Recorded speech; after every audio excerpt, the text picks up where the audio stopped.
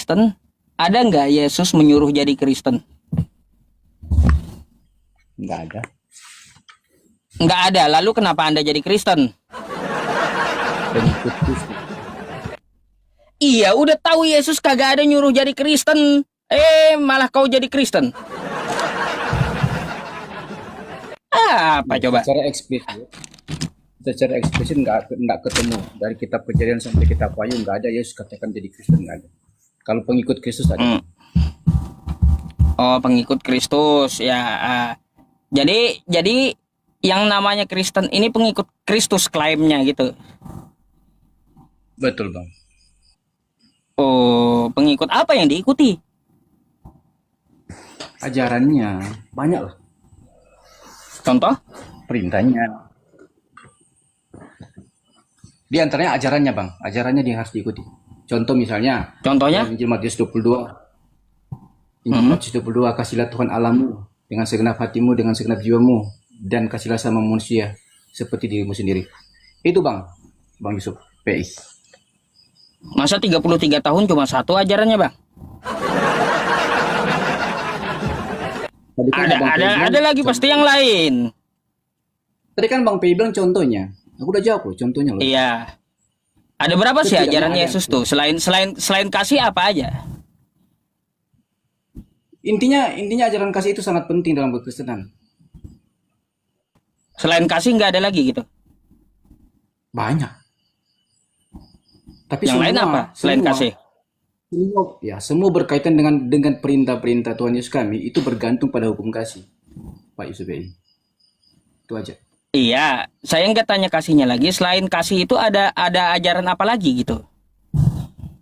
Contoh, misalnya di dalam ajaran kami banyak sih, diantaranya itu kami tidak boleh diizinkan untuk menikah lebih dari satu istri. Di mana Yesus ngomong kayak gitu? Di Bible ada. Mana? Coba tunjukin kata Yesus.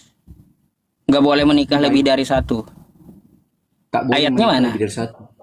Sebentar aku ambil ya. Kata Yesus atau bukan tuh? Kata Bible. Itu kan bukan kata kami. Yesus. Itu kan iman kami. Bible kan iman kami. Oh, berarti bukan kata Yesus. Bible kan iman kami. Iya, kalaunya kata-kata Bible, Bang, ya yang kita bahas ini Yesus fokusnya, bukan Bible-nya. Itu kan referensi kami sebagai orang Kristen. Yang saya bahas ini Yesusnya dulu gitu, bukan ke lain-lain dulu. Ada nggak ya dari ajaran-ajaran itu ya selain kasih kan? Bentar Pak Ustadz, apapun yang diorasikan, apapun yang diinformasikan dalam Bible itu yang kami imani loh. Iya tahu, ya cuma saya belum membahas keseluruhan. Yang saya bahas ini tentang Yesus aja. Ada nggak Yesus melarang poligami? Yesus melarang poligami gitu maksudnya? Ya ada nggak ayatnya? Pak Ustadz gini aja Pak Ustadz, logikanya begini Pak Ustadz. Di dalam kekristenan, ketika Allah sang sumber menciptakan manusia, dia hanya menciptakan satu laki-laki dan satu perempuan. Itu logikanya Pak Ustadz. Dia Bang, saya nggak satu laki-laki dan perempuan loh. Saya nggak meminta. Bentar. Iya, bentar dulu. Nggak meminta. Oh, yaudah tabrakan suaranya. Oke, kamu dulu. Ya, intinya begini Pak Ustadz ya. Di dalam kekristenan jelas sekali Pak Ustadz. Ketika Allah menciptakan manusia, dia tidak pernah menciptakan, Allah itu tidak menciptakan satu laki-laki dan 5 perempuan kan. Dia ciptakan satu laki-laki dan 1 perempuan doang. Sebenarnya konsep bicara tentang pernikahan dalam kekristenan itu dari rujukan Kejadian 1 dari masa penciptaan itu udah jelas sebenarnya. Udah? Gini yang saya tanya, yang dari Yesus katanya tadi ada larangan ya berpoligami, beristri lebih dari 1. Itu kata Yesus. Siapa yang bilang begitu? Bukan. Yang aku bilang tadi Pak Ustadz, di dalam kekristenan kami mengajarkan kami hanya boleh beristrikan 1. Iya, nah itu kan ajaran Kristen. Apakah ini dalil dari Yesus atau bukan? Perkataan di dalam Alkitab Pak Ustadz. Bukan dari Yesus. Karena kan di dalam kitab Anda tuh bukan cuma Yesus kan, ada juga kata-kata orang lain. Sama aja kan di Pak Ustadz juga, Qurannya juga kan, tidak semua perkataan Allah. Ada juga Oh, semua perkataan-perkataan perkataan Allah kalaunya Al-Quran. Nanti kita bahas Quran ya kalau mau. Kita satu-satu dulu. coba Kalau dulu Bible bang. Bible dulu. Nah, kalau di Bible kata Anda di ajaran Kristen. Nah, di Kristen kan tokoh utamanya adalah Yesus. Ada nggak ajaran Yesus atau larangan dari Yesus menikah beristri lebih dari satu? Larangan gitu Ya, dari larangan Yesus. poligami kan kata Anda tadi. Secara secara eksplisit nggak ada sih, nggak ada. Nggak ada Yesus melarang berarti, tapi paham dari Kristenmu yang melarang, Bang. Ah, Bible kami kan referensi. iya. Bible kami Iya, kan referensi. artinya kayak gini kalau kita tarik dari ini ya, dari nabi-nabi yang kami kenali 25 nabi, hanya Nabi Muhammad yang datang mengatur poligami rupanya. Nabi-nabi sebelumnya tidak.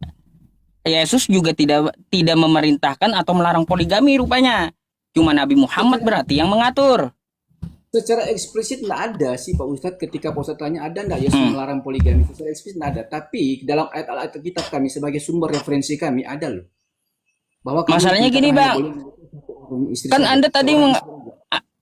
Anda mengakunya tadi pengikut Yesus, kan gitu. Lalu kok tiba-tiba ketika saya tanya kayak gitu malah tulisan orang yang Anda pakai. Seharusnya Anda ya memakai apa yang dikatakan Yesus. Ustadz, begini Pak Ustadz. Begini, Pak Ustadz. Aduh. Jangan salah dulu. Begini Pak Ustadz ya. Bible itu adalah sumber referensi utama dalam kekristenan. Siapapun yang menulis, siapapun yang berkata-kata situ adalah sumber utama referensi kami dalam kekristenan. Karena segala sesuatu yang dicatat dalam Alkitab itu sumbernya dari yang diilhami oleh Roh Kudus. Itu jelas bagi kami Pak Ustadz. Jadi ketika Pak Ustadz membeda-bedakan antara perkataan Yesus dengan perkataan Paulus, itu di dalam kekristenan itu enggak seperti itu. Konsep pemahaman kami enggak seperti itu. Kalau di ilham, Bang. Dulu dong Pak Ustadz. Yang namanya Bible. Ya, Bang. Silakan. Sumber utama referensi kami untuk mencari informasi dan mencari hal-hal yang berkaitan dengan apa? Ketetapan dan peraturan-peraturan dalam ajaran kami. Gitu loh. Jadi nggak bisa Pak Ustadz bilang begini. Kamu itu Viro katanya pengikut Yesus, kenapa harus mengikuti yang namanya Paulus? Bukan seperti itu masalahnya. Masalahnya Bible itu satu keutuhan, satu kesatuan. Nggak bisa kita bilang ini perkataan Yesus, ini perkataan Paulus, ini perkataan Yohanes. Nggak seperti itu Pak Ustadz. Baik. Kalau gitu Bang gini, ya gini.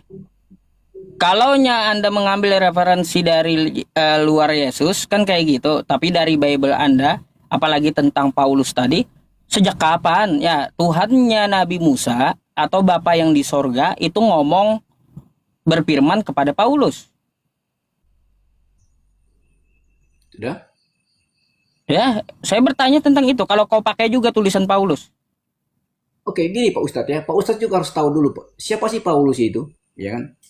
Harus tahu dulu Paulus itu siapa. Oh, bukan backgroundnya yang saya bahas. Yang saya minta datanya adakah Bapa di sorga berfirman kepada Paulus? Segala sesuatu yang diucapkan, ditulis, dicatat dalam Bible itu ilham Roh Kudus Pak Ustadz. Siapapun itu. Ya, ilham Roh Kudus ada nggak firman dari Bapa kepada Paulus? Ilham Roh Kudus itu apa Pak Ustadz sebenarnya? Ilham Roh Kudus kata Anda. Yang saya pertanyakan itu Bang, karena Yesus lagi, Paulus itu menulis banyak surat di kitab Anda, lalu Anda imani itu sebagai kitab suci. Saya mau tanya Bapak di surga, itu kapan berfirman dengan Paulus? Kan udah ku jawab Pak Ustadz, segala sesuatu yang dicatat dan ditulis dalam Alkitab, dalam Bible itu adalah sumbernya ilham Roh Kudus. Nah, Anda luput. Coba Anda ke Yohanes 17 nomor 8. Apa yang dikatakan Yesus di situ? Apa yang dikatakan Yesus di situ coba? Coba Pak Ustadz baca. Nih. Ya. Saya bukakan dulu.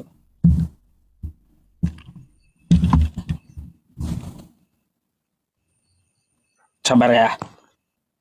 Coba. Yohanes 17:18. Bentar Pak Ustadz ya. Bentar. Ah.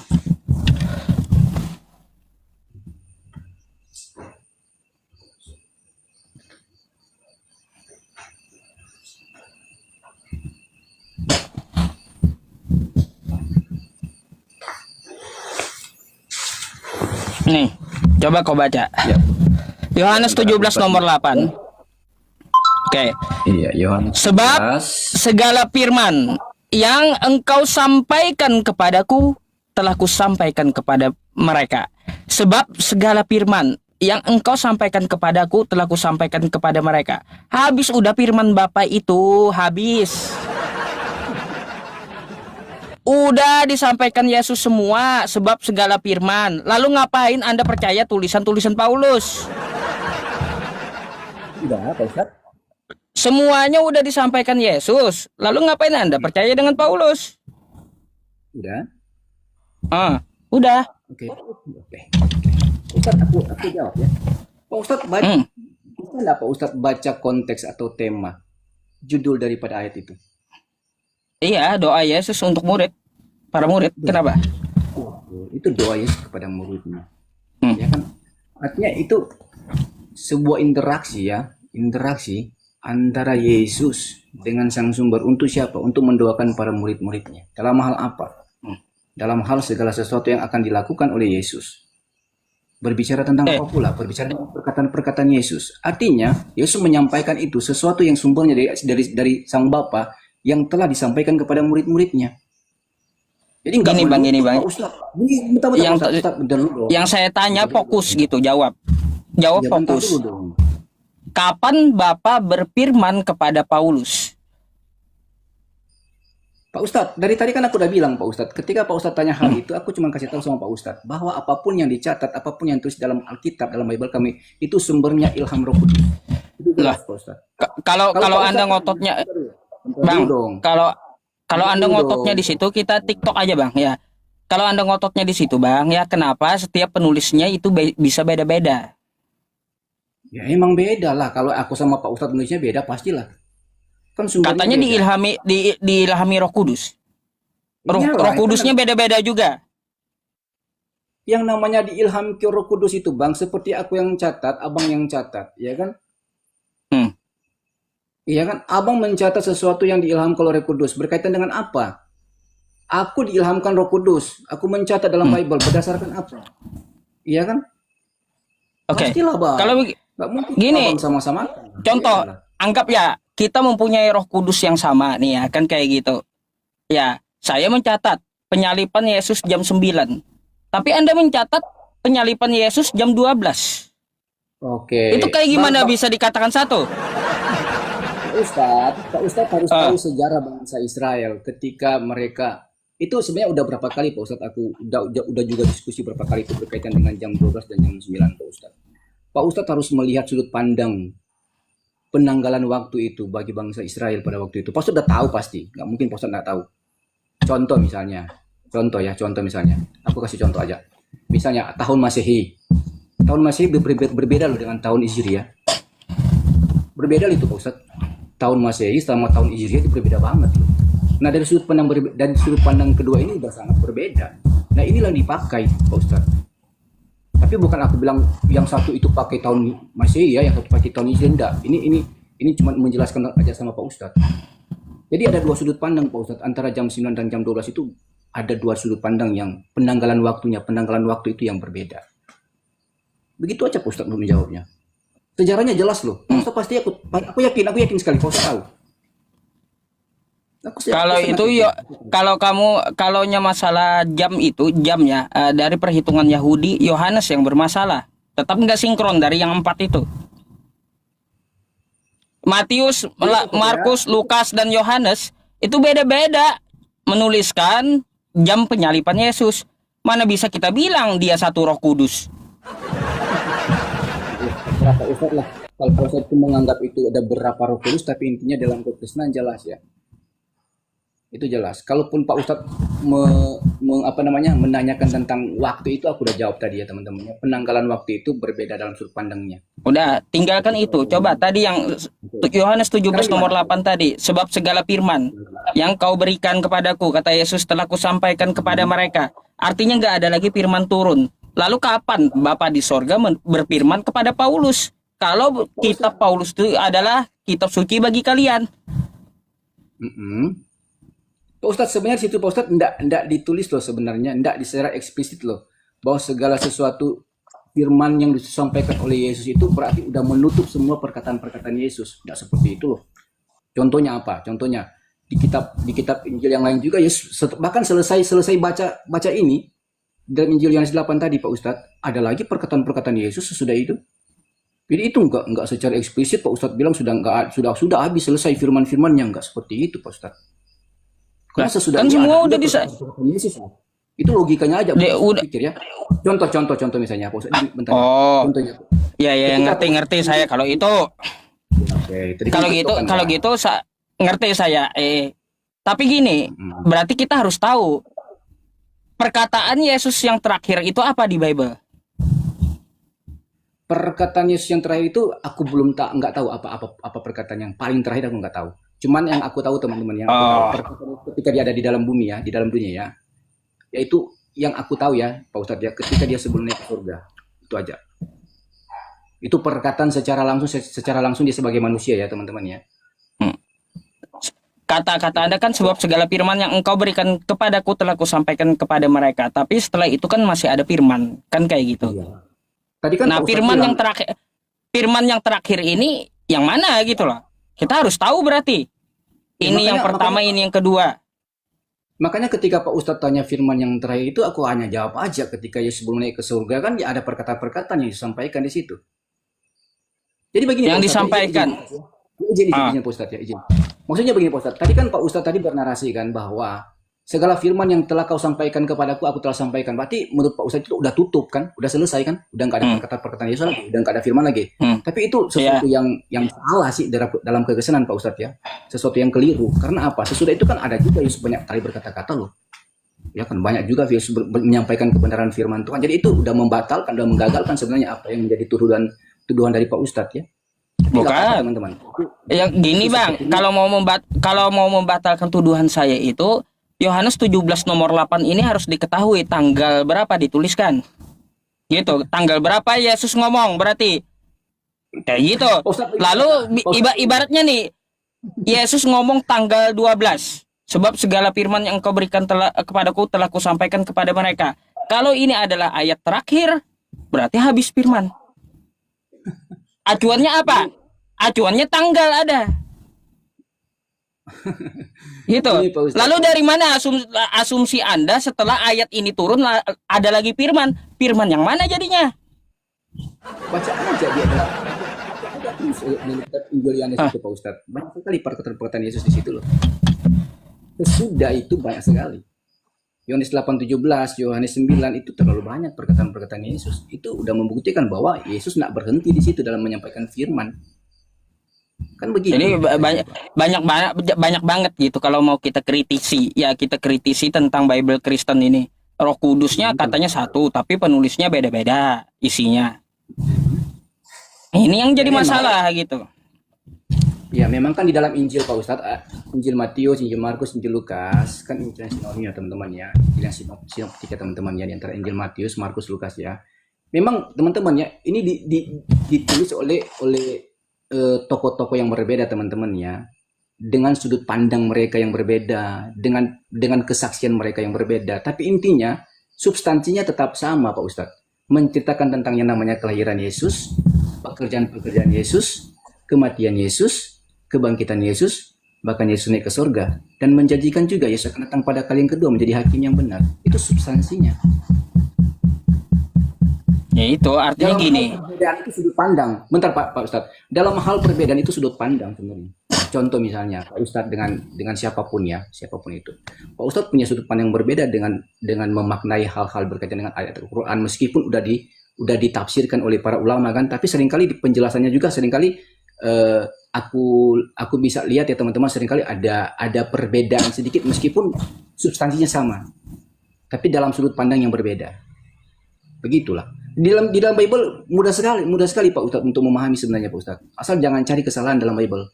Itu aja sebenarnya. Gini, artinya kan iman Kristen ini berdiri bukan cuma dari Yesus, tapi atas kata-kata orang terdahulu juga berarti. Contoh, Contoh ya di luar Yesus kan banyak tuh tentang penyalipan Yesus kan banyak yang bersaksi katanya. Itu kan jadi dasar iman Anda dalam Kristen, kesaksian dari orang. iya tapi benar kan peristiwa itu terjadi. Nah, dasarnya kesaksian dari orang, bukan dari firman Tuhan. Macam mana tuh? Itu bukan dari firman. Lalu mau gimana kita katakan bahwa agama ini benar gitu?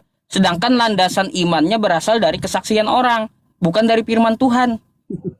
Sebenarnya begini Pak Ustadz ya, jelas sekali ya, Yesus itu adalah firman, firman yang hidup ya. Yesus adalah firman. Bahkan sebelum dia disalibkan, dia sering kali sampaikan kepada murid-muridnya bahwa anak manusia akan menderita, akan mati dan bangkit pada hari yang ketiga. Itu Yesus sendiri yang sampaikan loh. Nah siapa Yesus? Yesus adalah firman, Yohanes 1 ayat 1. Yohanes 1:14. Nggak mungkin lah Pak Ustadz. Nggak mungkin lah, nggak mungkin. Cuman Ini orang ya, nggak mungkin lah, nggak mungkin. Karena begini Pak Ustadz. kamu bawa, Oke, kita. kamu bawa, Bentar Pak Ustadz. Bentar. Oke, kalaupun kita berujuk ya teman-teman, kalaupun kita berujuk kepada kesaksian-kesaksian para rasul Yesus ya, yang menceritakan tentang penyalipan Yesus, itu udah fix ya teman-teman dalam iman kekristenan ya, udah fix. Tetapi di sisi lain Pak Ustadz, kita jangan pakai Bible lah, ya kan? Dari sisi historinya aja, sejarahnya aja jelas loh. Penyalipan itu benar-benar terjadi dari 3 tokoh sejarawan, udah jelas sebenarnya. Saya nggak menulis, nggak memasalahkan tentang, tidak berbicara tentang penyalipannya, enggak gitu. Tapi dasar iman, masa dasar iman itu dari kesaksian seseorang, bukan dari firman Tuhan. Di sini aja kan udah melenceng gitu loh. Dasar iman itu seharusnya kita dasari dari firman Tuhan. Apa aja firman Tuhan kan gitu. Bukan dari landasannya apa? Kesaksian orang. Susah bang, ya susah yang kayak gitu. Bisa manusia itu bisa salah, bisa sesat gitu. Bisa juga dusta. Karena apa? Karena kita, karena gini. Delay ya? Izin. Oh delay ya? Delay kayaknya, iya. Oke. Justru begini Pak Ustadz, ketika kita menyinggung tentang kesaksian, para saksi, justru aku pertanyakan sama Pak Ustadz kan, ketika Pak Ustadz itu meyakini agama Islam itu agama yang benar, ini cuma sedikit apa ya teman-teman, mirroring dikit ya. Agama Islam itu dan agamanya Allah. Justru untuk mengimani agama Islam itu harus ada kesaksian dari Pak Ustadz. Benar enggak? Iya. Aku bersaksi terus tidak ada Tuhan selain Allah ya kan, dan Muhammad adalah Allah. Itu justru membuktikan bahwa umat Islam juga kalau tanpa ada kesaksian nggak bisa mengimani sesuatu. Iya. Saya bersaksi kan? tiada Tuhan selain Allah. Betul itu? Ya betul, ya kan berarti ada sesuatu yang nggak bisa nggak bisa dikatakan Pak Ustadz ini Muslim Islam kalau nggak bersaksi, ya kan? Masalahnya itu beda konteks. Itu dasar iman saya ya kepada langsung condong kepada Tuhan, tidak menyangkut manusia lain. Kalau Kristen kan menyangkut kesaksian dari manusia lain, yang mana kita nggak tahu backgroundnya manusianya siapa, namanya siapa. Justru begini Pak Ustadz. Semua umat Islam akan mengucapkan 2 kalimat syahadat karena dengan kesaksian yang sudah dulu yang udah disaksikan oleh orang-orang sejak dulu. Bener enggak? Enggak apa-apa. Justru umat Islam itu mengucapkan 2 kalimat syahadat, ya kan? Karena apa? Melihat ajaran dan melihat kesaksian orang-orang yang terdahulu. Bener kan? Oh, bukan orang-orang terdahulu, bukan. Enggak ada hubungannya. Makanya isi syahadat itu gini. Bentar. Isi syahadat itu tidak ada bersangkutan dengan orang lain, nggak ada. Terus sahabat-sahabat Nabi itu orang tempo apa bang?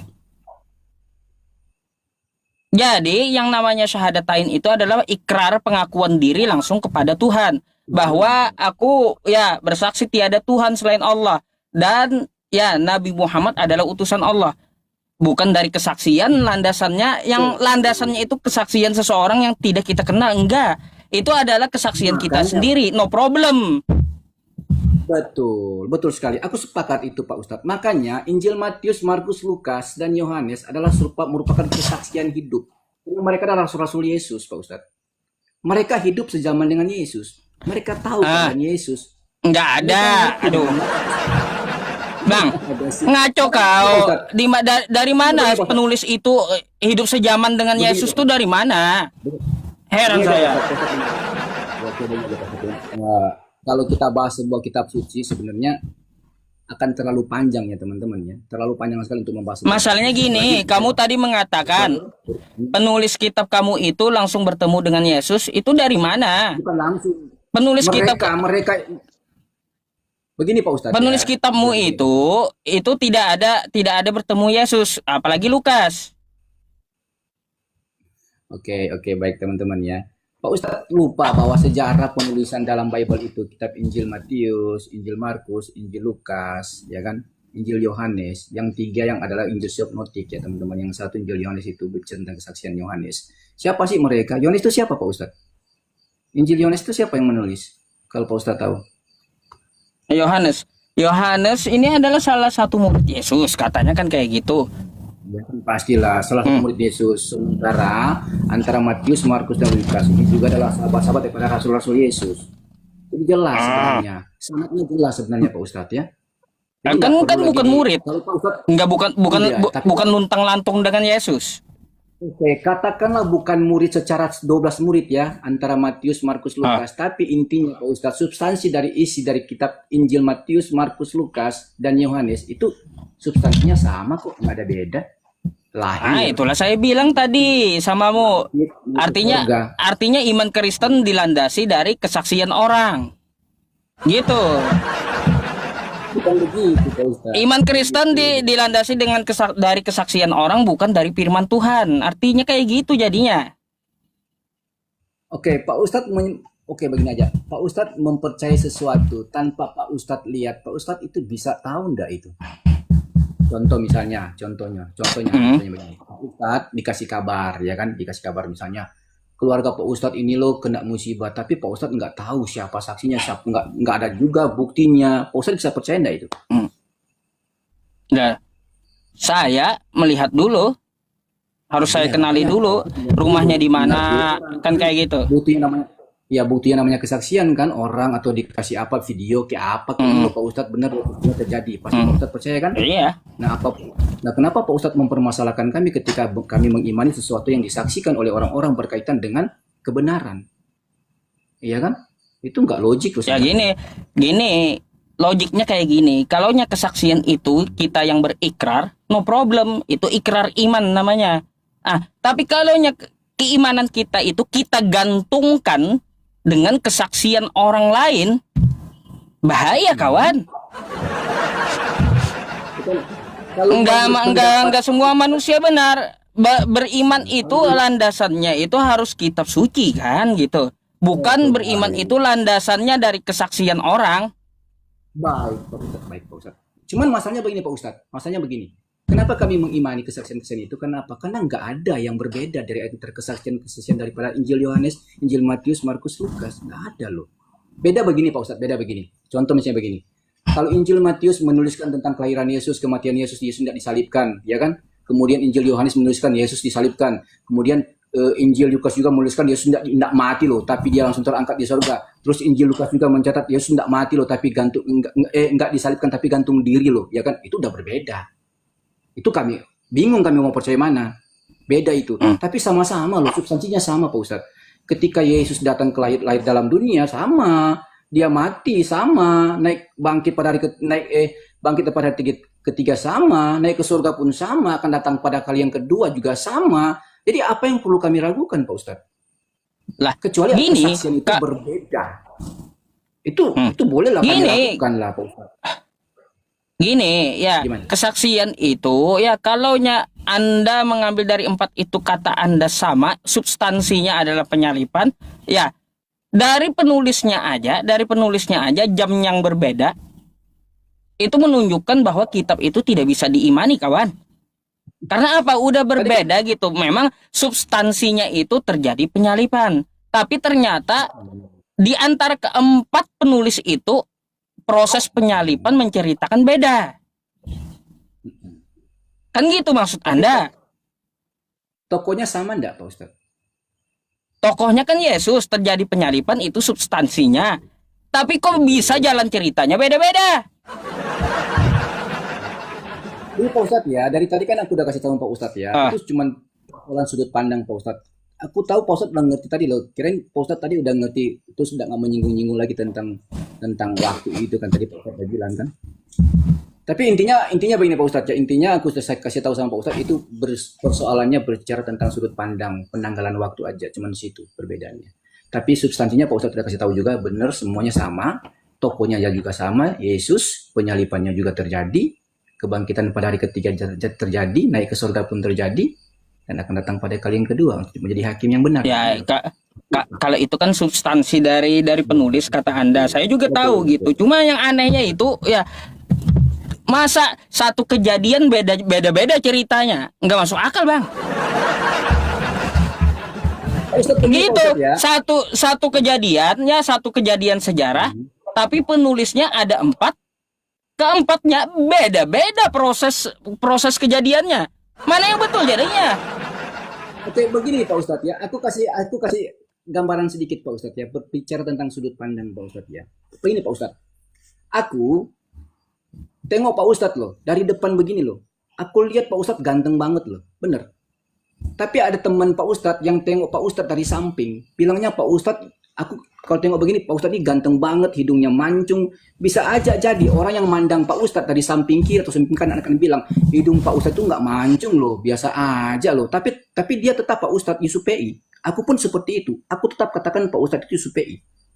Karena apa? Memiliki sudut pandang yang berbeda. Antara saya dan teman-teman Pak Ustadz yang ada Pak Ustadz itu yang nengok Pak Ustadz dari sudut kanan ke kiri itu beda. Tapi substansinya sama. Sama-sama menceritakan tentang Pak Ustadz. Aku ceritakan Pak Ustadz, dia juga ceritakan Pak Ustadz, yang di kiri juga ceritakan Pak Ustadz. Sebenarnya itu logiknya. Jadi nggak perlu Nggak bisa, Bang. dipermasalahkan sebenarnya. Kalau beda cerita, nggak mungkin semuanya benar. Nggak mungkin, itu mustahil. Ya oke lah, terserah Pak Ustadz lah kalau seperti apa. Aku boleh bertanya nggak Pak Ustadz? Iya.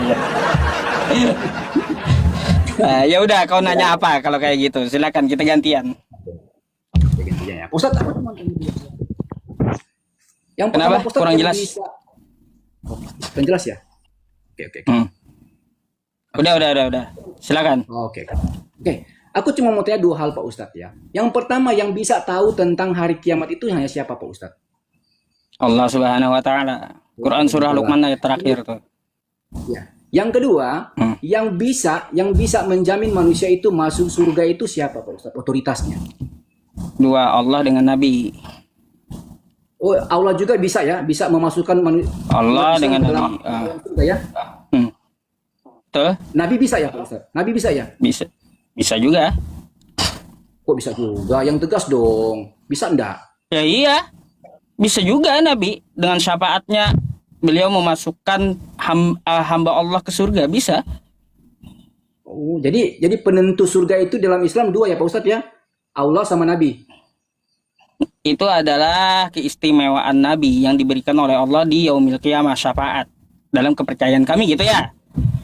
Ya dalam kepercayaan Pak Ustadz lah. Artinya ada 2 ya penentu ya, yang punya otoritas penuh ya untuk memasukkan manusia ke dalam Bukan, salah kalau Anda menyimpulkan itu adalah penentu. Karena syafaat itu juga izin dari Allah gitu. Jadi intinya siapa dong yang menentukan masuk surga dong? Allah Subhanahu wa taala. Oke, Allah ya, berarti cuma satu dong Pak Ustadz ya kan? Cuman Allah kan? Oke ya Pak Ustadz. Al-Araf 187 Pak Araf dengan hadis riwayat Muslim 854. Cobalah Pak Ustadz. Al-Araf 187 di situ kan ya. Al-Araf 187 situ kan menceritakan tentang apa? Izin Pak Ustadz ya, tolong di klarifikasi kalau aku salah, diperbaiki kalau aku salah ya. Intinya begini Pak Ustadz, dalam Al-Araf 187 itu jelas sekali begini. Ketika Nabi Muhammad diperintahkan oleh Allah untuk mengatakan perihal tentang hari kiamat itu jangan disampaikan kepada siapapun, karena perihal tentang kiamat, waktu kiamat itu hanya Allah Subhanahu wa taala yang tahu kan, seorang pun tidak. Bahkan kalau kita lihat dalam terjemahannya Pak Ustadz, ada 2 kali kata perintah situ loh, perintah jangan katakan. Bang, kan? bukan hari tapi waktu hari kiamat. Betul waktu. Bicara tentang waktu kiamat ya kan. Bicara tentang waktu kiamat. Tadi kan Pak Ustadz bilang kan, tadi aku tanya, makanya sebelum aku bawa Al-Araf 187, aku tanya sama Pak Ustadz, yang tahu tentang hari kiamat itu siapa? Pak Ustadz bilang kan Allah kan. Udah jelaskan tadi ya kan. Nah, makanya aku bawa ke Araf 187. Yang tahu tentang waktu kiamat itu hanya Allah Subhanahu wa taala. Seorang pun Betul. tidak tahu loh, nggak bisa dikasih tahu, ya kan? Berita Betul. tentang itu karena kiamat itu huru hara yang sangat apa ya teman-teman dalam Al-Qur'an 87 ya. Dan di situ cuma Oke. Allah Subhanahu wa taala yang tahu teman-teman ya. Nah, berkaitan dengan hadis riwayat Muslim 854 di situ jelaskan bahwa Nabi Muhammad katakan bahwa tidaklah kiamat itu terjadi kecuali hari Jumat dan ada ayat-ayat sebelum itu teman-teman bahwa Nabi Adam lahirnya di hari Jumat, maksudnya surga kan Jumat, ya kan? Tapi yang aku mau tarik di sini teman-teman, yang aku angkat isu di sini adalah perkataan Nabi berkaitan dengan tidaklah kiamat itu terjadi kalau bukan hari Jumat. Pak Ustadz, di dalam Al-A'raf 187 ada kata waktu kan situ kan? Waktu kiamat itu cuma Allah yang Subhanahu wa taala. Nah, sekarang kita akan lihat hari itu. Hari itu adalah satuan dari waktu Pak Ustadz.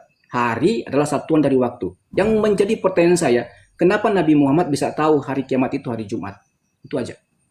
Sementara Baik, tadi Pak Bang. Ustadz bilang hari kiamat itu hanya Allah Subhanahu wa taala yang tahu. Silakan Pak Ustadz.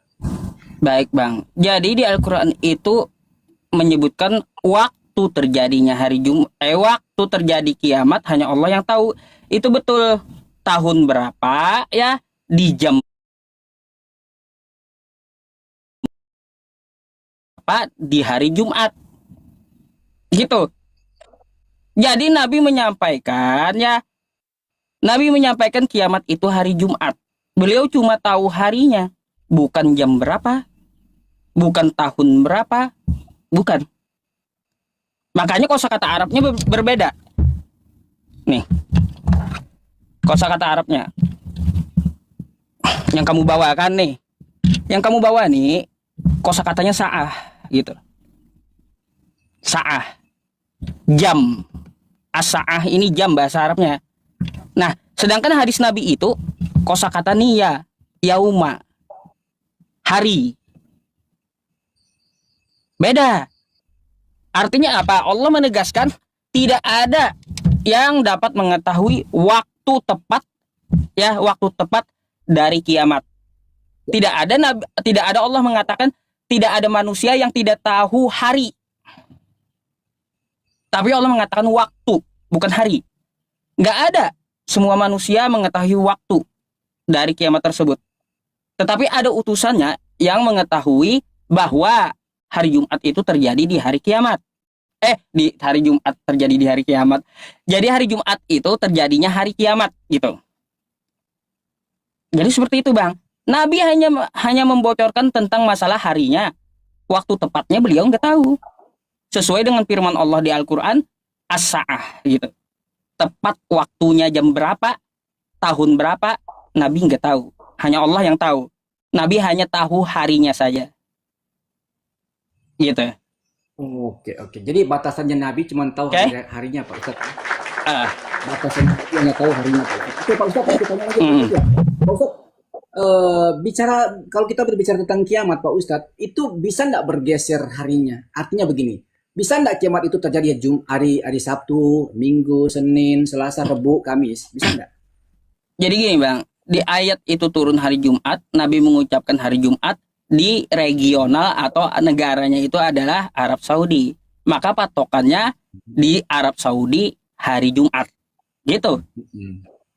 Meskipun di belahan dunia yang lain di Indonesia hari Kamis, atau di belahan dunia lain di Amerika hari Sabtu, nggak masalah, karena patokannya hari Jumat waktu Arab Saudi. Iya betul. Itu aku paham Pak Ustadz. Itu aku paham. Ya, bukan itu tujuan pertanyaan saya. Artinya kiamat itu pasti terjadi hari Jumat ya sesuai dengan waktunya Arab. Iya. Oke. Apa itu nggak pasti Pak Ustadz? Apanya yang nggak pasti? Kan tadi kan saya tanya, kiamat itu pasti kan terjadi hari Jumat kan sesuai waktunya Arab kan? Nggak mungkin hari Sabtu, nggak mungkin hari Senin atau hari Minggu, iya. Ya kan? Jadi kiamat itu pasti kan hari Jumat waktunya pasti? Arab. Pasti. Iya. Oke, sementara dalam Al-A'raf 187 situ lo dibilang tadi Pak Ustadz bilang berkaitan dengan kepastiannya kiamat itu hanya Allah Subhanahu wa taala yang tahu. Sementara itu jamnya. Kepastian kiamat harinya udah kasih tahu loh. Harinya di Arab Saudi hari Jumat terjadinya pasti di hari Jumat kiamat itu. Tapi di dalam Jumat itu ada 24 jam. Detiknya berapa, tahun berapa itu nggak ada yang tahu. Sesuai Quran surah Al-A'raf tadi. Iya, baik. Itu aku paham Pak Ustaz. Aku ngerti itu karena Jumat juga kan nggak mungkin cuma sekali aja kan udah berapa ribu kali loh Jumatnya ya kan. Ya iya, Tapi ya tapi intinya kan begini Pak Ustadz, Jumat itu udah pasti loh. Iya kan? ya pasti. Iya, artinya kepastian itu kan hanya milik Allah yang tahu. Lah, memang kepastian itu Allah mengetahui. Hanya Kenapa Allah Nabi yang mengatakan? mengetahui. Kenapa Nabi Muhammad tahu di hari Jumat? Bukan berarti beliau tahu detik berapa, jam berapa, menit berapa, tahun berapa. Nggak tahu beliau, Bang. Oh, oke. Hanya Allah itu. Kalau hari, ya hari itu, ya harinya aja yang dibocorkan. Dibocorkan, sisanya nggak ada yang tahu waktunya. Jadi hari Jumat detik berapa, jam berapa nggak diketahui. Oh gitu. Hanya Allah yang tahu. Oh, oke lah. Intinya aku udah dapat lah jawabannya dari Pak Ustadz ya. Artinya, Ya, tidak tahu juga Nabi Jumat keberapa gitu. Jumat keberapa. oke, Pokoknya harinya aja Jumat. oke. Pastinya Nabi Muhammad tahu harinya doang ya. Hmm. Mau jamnya kapan nggak tahu, tahunnya kapan nggak tahu ya kan. Pastinya hari Jumat. Kan Al-Qur'an itu berfirman wa yas'alunaka 'anis sa'ah. Mereka bertanya tentang waktu, bukan bertanya tentang hari. Bukan. Mereka bertanya tentang waktu terjadi kiamat. Itu di Al-Qur'an. Nggak ada mereka bertanya tentang hari. Nggak. Tapi waktu. Oh gitu. Oke? Oh, oke lah, oke lah.